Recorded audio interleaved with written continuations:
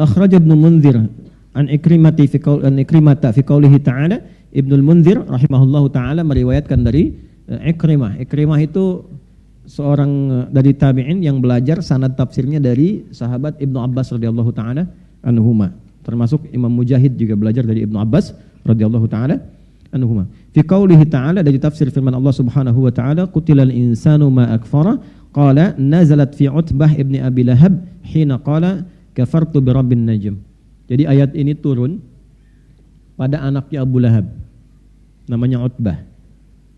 Ya, ketika didakwahi oleh Nabi, disampaikan dengan kalimat-kalimat kurang lebih ya, yang sebagiannya saya sampaikan tadi. Apa yang membuat engkau tidak kenal Allah, jauh dari Allah, mengingkari Tuhan, ya kan? Padahal Allah sudah kasih engkau kehormatan, kedudukan, harta benda, kekayaan dan sebagainya. Maka keluar dari kalimatnya kafartu bi rabbin najmi. Ya, aku kufur, aku ingkar, aku mengingkari itu dengan Tuhan yang engkau sebut, dengan Tuhan yang menguasai alam semesta, mengatur bintang dan sebagainya. Karena ada turun juga surat An-Najm, wan najmi idza hawa. Maka dia katakan kafartu bi rajmin najmi. Maka turunlah kemudian ayat ke-17 ini untuk merespon. Qutilal insanu ma akfarah. Celaka manusia seperti ini. Ya, kenapa menggunakan kata kutila coba? Ini dalamnya. Kutila ini bentuk yang tajam pada kata wafat. Di Quran itu ada tuwfiya, ada mata, ada kutila. Ya. Tuwfiya artinya wafat. Udah jadi bahasa kita, wafat. Tawaffa dari kata tawaffa, wafat. Tawaffa ya tawaffa. Quran surah ke-32 ayat 11 ya, paling kanan sebelah bawah. Quran surah 32 ayat 11. Ini malaikatnya. Qul yatawaffakum malakul mautil ladzi wukkila bikum. Katakan Muhammad, viralkan Muhammad SAW, aku telah menugaskan satu malaikat yang tugasnya hanya mewafatkan saja. Ya, wukkila bikum, diwakilkan kepada kita untuk mencabut nyawa. Jadi ada satu malaikat yang tugasnya nyabutin nyawa aja, nyabut, nggak pindah tugas. Ya, tidak mau praktek dan tidak tukeran dengan yang lain, itu aja.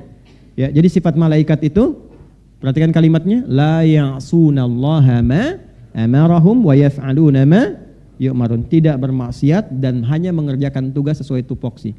Ada malaikat yang diciptanya sujud aja, nggak pernah bangun, sujud aja. Ada malaikat tasbih aja, tasbih. Bosan tasbih, ya Allah istighfar dong, enggak, tasbih aja, tasbih terus itu. Gitu aja, malaikat begitu.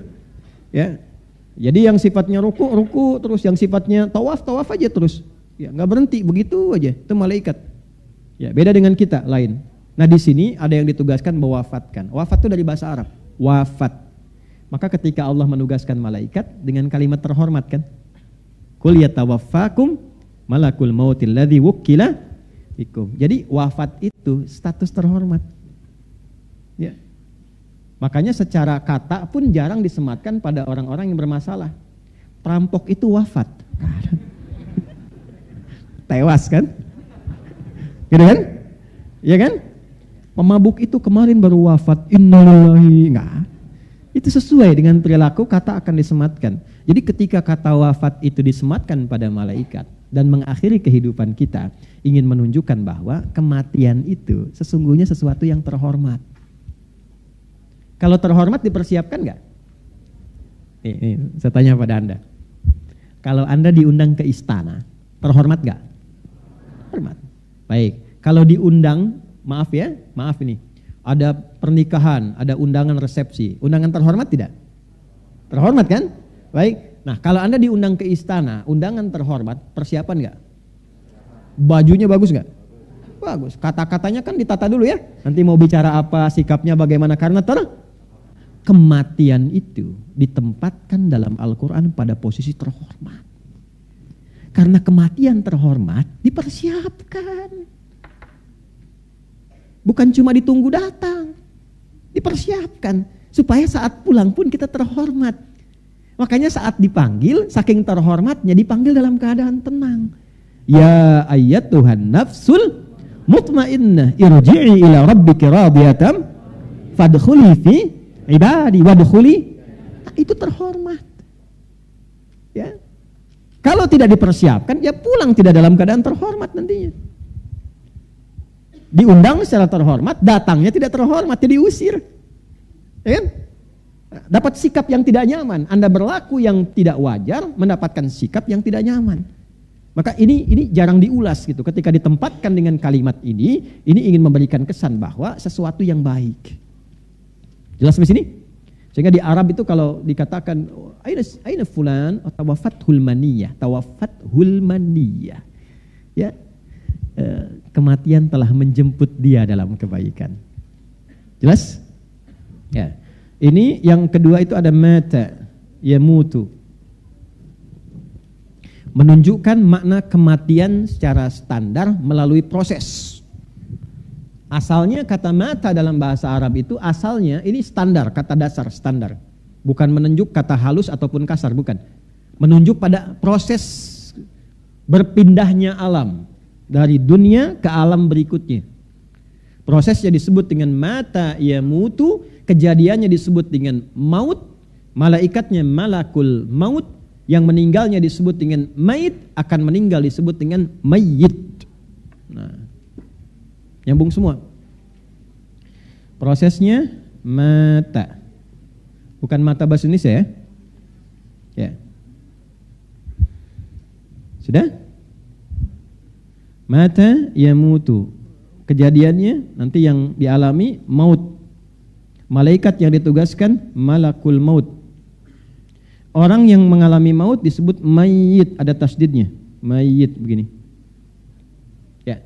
Quran surah 39 ayat ke-30, innaka mayyitun wa innahum mayyitun.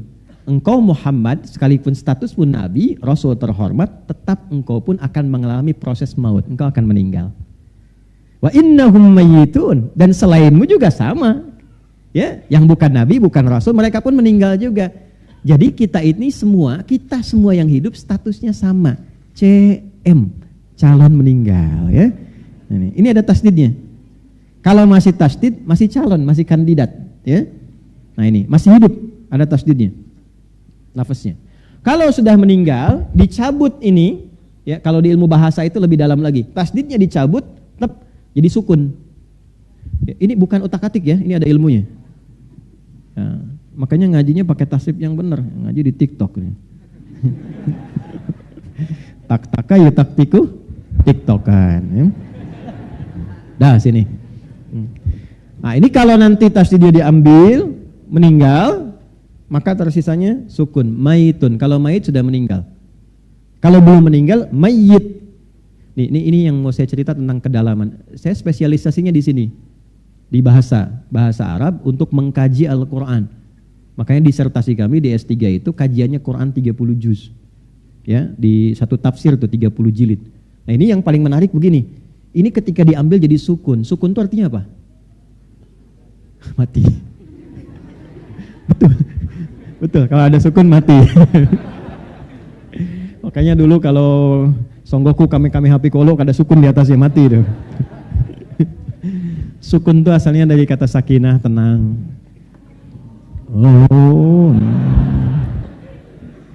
Artinya sukun itu dari kata sakinah, tenang, baik. Maksudnya apa? Usahakan kalau meninggal pun dalam keadaan tenang. Keadaan yang baik. Ya ayyatuhan nafsul mutmainnah. Jadi tenang, baik. Itu filosofinya. Di bahasa Arab itu setiap harokat ada artinya, Pak. Ada maknanya, Bu. Itu bedanya dengan bahasa lain. Harokat itu ada artinya. Bukan hanya penanda bagaimana dia dibaca. Ada semua. Ya, makna-maknanya, hikmah-hikmahnya itu.